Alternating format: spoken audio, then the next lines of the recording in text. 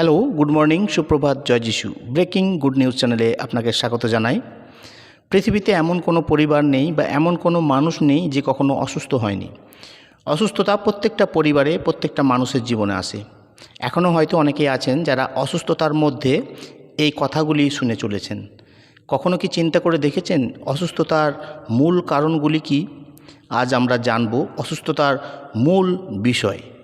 তার আগে বলি, এই চ্যানেলে যদি প্রথমবার এসে থাকেন বা এই চ্যানেলটি যদি এখনও সাবস্ক্রাইব না করে থাকেন, তাহলে এখনই সাবস্ক্রাইব করার জন্য অনুরোধ করব, যেন আমাদের ভিডিও আপলোডের সমস্ত রকমের নোটিফিকেশন আপনি সবার আগে পেয়ে যান। হ্যাঁ, অবশ্যই ভালো লাগলে লাইক, শেয়ার, কমেন্ট করতে ভুলবেন না। ডিটেলসে যাওয়ার আগে বলি, এই ভিডিও থেকে যদি কোনো রকম আপনার মনে বা বিশ্বাসে আঘাত লাগে তাহলে না দেখার জন্য অনুরোধ করব। কেননা আপনার বিশ্বাসে বা আপনার মনে আঘাত দেওয়া আমাদের উদ্দেশ্য নয়, কিন্তু ঈশ্বরের সত্য বাক্য মানুষের কাছে তুলে ধরাই আমাদের একমাত্র উদ্দেশ্য। চলুন বিস্তারিত আলোচনায় যাওয়া যাক। শাস্ত্র পাঠের জন্য যা নেওয়া হয়েছে, মথি লিখিত সুসমাচার 4 অধ্যায় 24 পদ, সেখানে এরূপ লেখা রয়েছে, আর তাহার জনরব সমুদয় সুরিয়া দেশে ব্যাপিল, এবং নানা প্রকার রোগ ও ব্যাধিতে ক্লিষ্ট সমস্ত পীড়িত লোক, ভূতগ্রস্ত ও মৃগীরোগী ও পক্ষাঘাতী লোক সকল তাহার নিকটে আনিত হইল, আর তিনি তাহাদিগকে সুস্থ করিলেন। এই পৃথিবীতে মানুষের জীবনে বিভিন্ন রকমের অসুস্থতা, ব্যাধি, রোগে আক্রান্ত হয়ে জীবন কাটাচ্ছে। কোনো মানুষের হয়তো পেটের সমস্যা, কোনো মানুষের হয়তো চোখের সমস্যা, কোনো মানুষের হয়তো মাথার সমস্যা, কোনো মানুষের হয়তো মুখের সমস্যা, কোনো মানুষের হয়তো পায়ের সমস্যা। অনেক রকমের অসুস্থতা রয়েছে বা ব্যাধি রয়েছে বা হতে পারে। কিন্তু আমি মনে করি অসুস্থতা দুই ধরনের। আপনি হয়তো ভাবছেন, একই কথা, ব্যাধি বা অসুস্থতা আবার একরকম বা দুই রকম হতে পারে নাকি? আপনি ঠিকই বলেছেন। রোগের প্রকার ভাগ করার কথা এই প্রথমবার হয়তো আপনি শুনছেন, কিন্তু আমি ভাগ করার কথা বলছি না। আমি যেটা বলতে চাই সেটা হলো অসুস্থতা দুই ধরনের। এক ধরনের বলতে পারি অসুস্থতা শারীরিক অসুস্থতা, আরেক ধরনের হলো আত্মিক বা আত্মায় অসুস্থতা। যখনই কোনো অসুস্থতার সম্বন্ধে কোনো আলোচনা করা হয় তখন দুটি প্রশ্ন আসে। 1 নম্বর প্রশ্ন হলো, সমস্ত রকমের অসুস্থতার পেছনে কি মন্দ আত্মার হাত রয়েছে? আমরা কোনো রকম অসুস্থতা বা অসুস্থ হলে কি শয়তান বা মন্দ আত্মার দ্বারা প্রভাবিত হয়ে কি অসুস্থ হই, না অন্য কোনো কারণ আছে? 2, একজন খ্রিস্ট বিশ্বাসী কি মন্দ আত্মার দ্বারা আক্রান্ত হতে পারে? অসুস্থতার পেছনে মন্দ আত্মার হাত রয়েছে? এই প্রশ্নের উত্তর যদি বলি, তাহলে আমি ব্যক্তিগতভাবে বলি, আমি বললে ভুল হবে, অনেকেই আছেন, অনেক মানুষ আছেন যারা বিশ্বাস করেন না মানুষের সমস্ত রকমের ব্যাধি বা অসুস্থতার পেছনে কোনো মন্দ আত্মার হাত রয়েছে। অনেকবার কোনো সাধারণ অসুস্থতাকেও মন্দ আত্মার প্রভাবের কারণ বলে মনে করে থাকি। হ্যাঁ, কিছু কিছু অসুস্থতা মন্দ আত্মার দ্বারা হয়ে থাকে, তা বলে সমস্ত ধরনের অসুস্থতা নয়। কিছু কিছু অপুষ্টিকর খাবার কারণে, কিছু কিছু মাদক জাতীয় দ্রব্য পান করার কারণেও হতে পারে। বাইবেলে মানসিক অসুস্থতা ও মন্দ আত্মা দ্বারা অসুস্থতা উভয় সম্পর্কে বলেছে।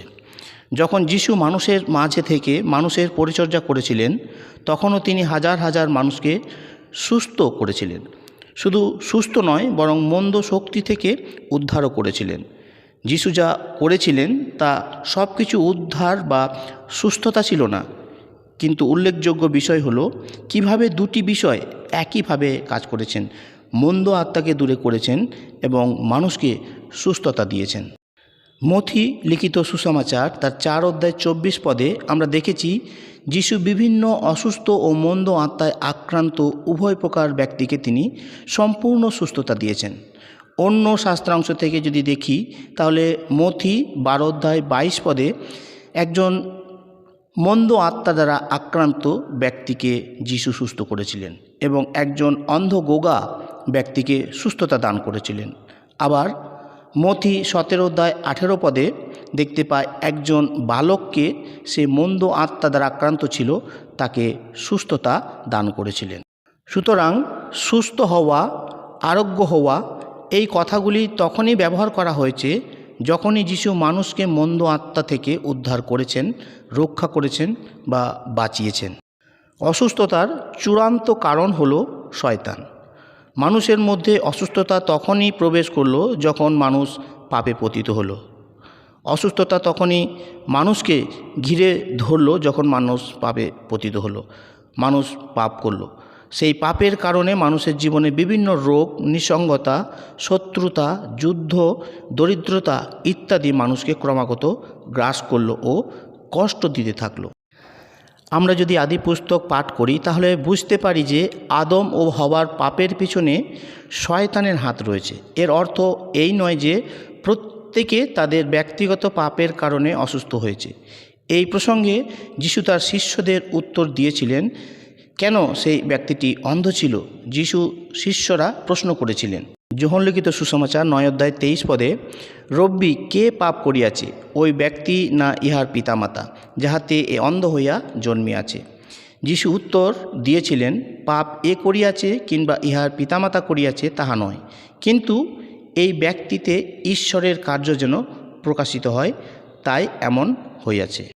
আদিতে জগৎ সৃষ্টির গোড়া থেকেই মানুষ শয়তানের দ্বারা প্রভাবিত হয়ে, শয়তান দ্বারা পরিচালিত হয়ে পাপে পতিত হয়েছে, যার ফলে অসুস্থতা জগৎকে আঘাত করেছে। যতদিনই এই পৃথিবীতে বাঁচব ততদিন আপনি শয়তানের কোনো না কোনোভাবে আক্রমণের সম্মুখীন হয়ে যেতে হবে।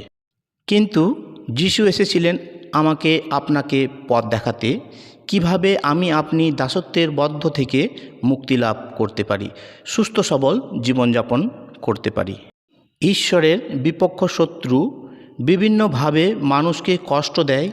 অসুস্থতা, ব্যাধি তার মধ্যে একটি। কিন্তু আমাদের মনে রাখতে হবে যিশুতে আরোগ্যতা, উদ্ধার, পুনঃপ্রতিষ্ঠা পায়, আর সে কারণেই তিনি এসেছিলেন।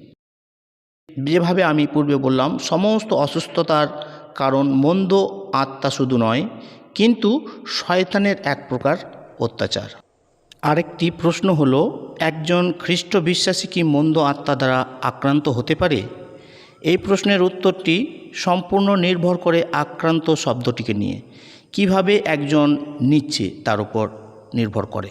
যদি এর অর্থ একজন ব্যক্তির দেহ, মন, আত্মার ওপর আক্রমণ বোঝায়, তাহলে আমি ব্যক্তিগতভাবে বলি বা বিশ্বাস করি না যে সেই খ্রিস্ট বিশ্বাসী কোনো মন্দ আত্মার দ্বারা আক্রান্ত হতে পারে। কিন্তু যদি এর অর্থ সেই বিশ্বাসীর ইচ্ছা, আবেগ এবং বুদ্ধি বোঝায়, তাহলে আমি বলবো মন্দ শক্তি দ্বারা আক্রান্ত হতে পারে, তাড়িত হতে পারে, বাধায় পড়তে পারে ও অবদ্ধ হতে পারে। একজন মানুষের যেমন স্বাভাবিক অসুস্থ হয়, তেমনি একইভাবে মন্দ আত্মা দ্বারা আক্রান্ত হতে পারে। যখন আপনি পুনর্জন্ম লাভ করেছেন, তখন এক নূতন আত্মা গ্রহণ করেছেন। জাগতিক আত্মা পরিত্যাগ করে ঈশ্বরের আত্মাকে গ্রহণ করেছেন। যিশু খ্রিস্টেতে আপনি নতুন সৃষ্টি হয়েছেন, কিন্তু আপনার মন স্বয়ংসক্রিয়ভাবে এখনও নূতনীকরণ হয়নি, অথবা আপনার সম্পূর্ণ দেহ সুস্থতা পায়নি। যিশুর উদ্ধারের কার্যের কারণে আপনি এমন একটি স্থানে এসেছেন যেখান থেকে আপনি আপনার জীবনের প্রতিটি ক্ষেত্রে ঈশ্বরের আশীর্বাদ ও মুক্তি দাবি করতে পারেন, যেহেতু ঈশ্বর তার বাক্যের প্রতিষ্ঠা বা নিয়ম স্থাপন করেছেন। পবিত্র বাইবেল যখন পাঠ করি, মার্ক 7 অধ্যায় 25 থেকে 30 পদ, সেখানে দেখতে পাই যে একজন সুর ফৈনিকী মহিলা তার মেয়ে আরোগ্যতার জন্য যিশুর কাছে বিনতি প্রার্থনা করছিলেন। শুধু প্রার্থনা নয়, বরং বিশ্বাসপূর্বক দাবি করছিলেন। যখন আমরা এই বর্ণনাগুলো পাঠ করি, তখন উভয় ক্ষেত্রে একটি জিনিস লক্ষ্য করা যায়, তা হলো উভয়ের সুস্থতা নিয়ে নয়, কিন্তু উদ্ধার কার্য নিয়েও আলোচনা রয়েছে। সুস্থতার সঙ্গে সঙ্গে উদ্ধারের কাজও তিনি একইভাবে করেছেন। লুক 13 অধ্যায়ে যদি পাঠ করি, সেখানে দেখতে পাই একজন মহিলা অসুস্থতায় বদ্ধ ছিলেন। যিশু তার সম্বন্ধে বলেছিলেন, তবে এই স্ত্রীলোকটি আব্রাহামের কন্যা, যাহাকে শয়তান দেখো আজ 18 বৎসর যাবৎ ধরিয়া বাঁধিয়া রাখিয়াছে। ইহার এই বন্ধন হইতে বিশ্রামবারে মুক্ত বা সুস্থতা দিয়েছিলেন। বিশ্রামবারে মুক্তি পাওয়া কি উচিত নয়? এখানে তিনি কি অর্থ বোঝাতে চেয়েছেন? ওই মহিলা আব্রাহামের বংশধর ছিলেন, আব্রাহামের কন্যা ছিলেন, আব্রাহামের কন্যা অংশীদার হিসেবে সুস্থতা ও উদ্ধার পাওয়ার অধিকার তার ছিল। আজ আমি আপনি খ্রিস্টকে বিশ্বাসের দ্বারা আব্রাহামের সন্তান হওয়ার যোগ্যতা পেয়েছি। গালাতীয় 3:29 পদে বলে, আর তোমরা যদি খ্রিস্টেতে হও তবে সুতরাং আব্রাহামের বংশ প্রতিজ্ঞানুসারে দায়াধিকারী। বংশধরগতভাবে আশীর্বাদের অংশীদার শুধু ওই মহিলা নয়, বরং খ্রিস্টেতে বিশ্বাস স্থাপনের মাধ্যমে আমি আপনি আশীর্বাদের অংশীদার হয়েছি। যারা বিশ্বাস করে সেই বিশ্বাসে বিশ্বাসীদের জন্য উদ্ধার রয়েছে। সুরফৈনিকী মহিলা বুঝতে পেরেছিলেন যে উদ্ধার পাওয়া প্রতিটি সন্তানের জন্য অধিকার। আমি আপনি ঈশ্বরের সন্তান, সুতরাং উদ্ধার আমাদের কাছে অধিকার স্বরূপ। আর যদি বলি উদ্ধার বিশ্বাসীদের জন্য নয়, তাহলে আরোগ্যতা সুস্থতা তাদের জন্য নয়। যিশু আবার বলেছেন আমরা ভূত ছাড়াতে পারবো। যিশু বলেননি অবিশ্বাসীদের মধ্যে থেকে মন্দ আত্মা দূর করো। তিনি বলেছেন যারা আমাতে বিশ্বাস করে তারা ভূত ছাড়াবে। মার্ক 16:17 পদ। কিন্তু কারা বা কাদের মধ্যে থেকে যে কোনো ব্যক্তির যার প্রয়োজন আছে, যার মধ্যে ভূত বা মন্দ আত্মা আছে, তার জন্য মন্দ আত্মা দূরীকরণের কাজ করতে পারি। প্রভু যীশু শত্রুর সমস্ত শক্তির ওপরে আমাদের কর্তৃত্ব করার অধিকার দিয়েছেন, যাতে পুরুষ এবং নারী নির্বিশেষে সকল মানুষ স্বাধীনতা লাভ করতে পারে। যে জন্য যীশু মরেছেন এবং তিনি চান যেন আমরা সকলে সেই অধিকার লাভ করতে পারি। যখন একজন ব্যক্তি স্বাধীনতা পায় তখন তার পুরাতন ধারাগুলি দূরে চলে যায়। তখন ঈশ্বরের গৌরব তার মধ্যে দিয়ে প্রকাশিত হয় এবং তার জীবনের মধ্যে দিয়ে অন্যরাও আশীর্বাদ প্রাপ্ত হয়। আর যখন এমন হয় তখন পূর্বের চেয়েও আরও স্পষ্ট সে বুঝতে পারে যে যিশু জীবিত এবং সকল মানুষের সমস্ত অসুস্থতা, সমস্ত সমস্যার একমাত্র সমাধান তিনি। যদি আপনি অসুস্থতার মধ্যে জীবনযাপন করে চলেছেন, আপনার সমস্ত অসুস্থতার ভার যিশুর উপরে দিন। তিনি আপনাকে সুস্থতা দেবেন এবং তিনি বলেছেন যে তোমাদের সমস্ত চিন্তার ভার আমার উপরে দাও, আমি সেই ভার নিতে প্রস্তুত আছি। তাই আসুন আমাদের সমস্ত অসুস্থতার ভার, সমস্ত অসুস্থতা আমরা যিশুর উপরে দিই, কারণ তিনি আমাদের সমস্ত ভার নেওয়ার জন্য প্রস্তুত আছেন, আমাদেরকে সুস্থতা দেওয়ার জন্য প্রস্তুত আছেন। এই ছিল আজকের সংক্ষিপ্ত প্রভুর বাক্য।